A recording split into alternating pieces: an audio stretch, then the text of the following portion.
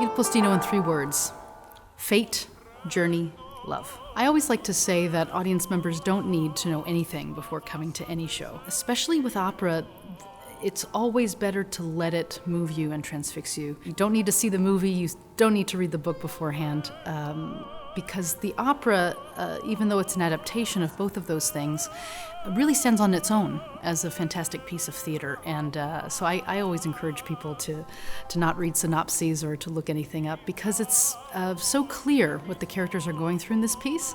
And it's a contemporary opera, so I think the music really lends itself to a contemporary audience. In terms of the political nature of the opera, I think that any opera that roots itself in a specific time period with a specific political situation happening, we're automatically going to draw parallels to our current time.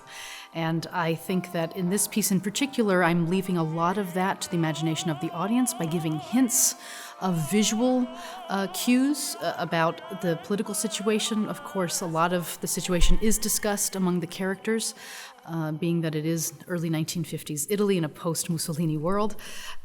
So I think that there are lots of moments that even in rehearsal we've been confronted with some parallels to the story that's going on. So I really think that the greatness of the theater lies in that, as an audience member, you can choose to take or not take what you glean from the implications of politics. And that's always my goal, is to let the audience just decide for themselves what they want to take away from that. My primary vision for directing this production has been to create a world in which multiple things happen at once. There are lots of locations.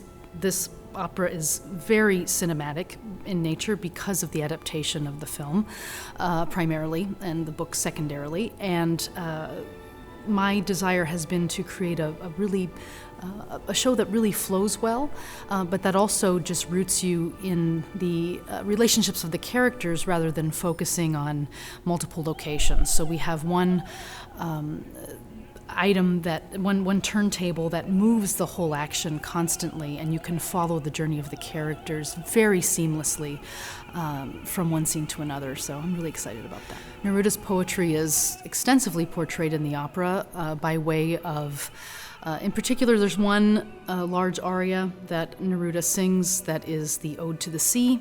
That is sort of a benchmark of Act 1, and there's another poem, Desnuda, which is naked, that is taken by Mario, and he uses it in order to meet and pursue his future wife. It's out of Neruda's poetry that the entire story unfolds, and so I think the entire opera in of itself is a metaphor for the power of poetry and how Neruda's poetry in particular can really affect the mind and the heart. This production in particular is very visually stimulating as well as aurally stimulating, obviously.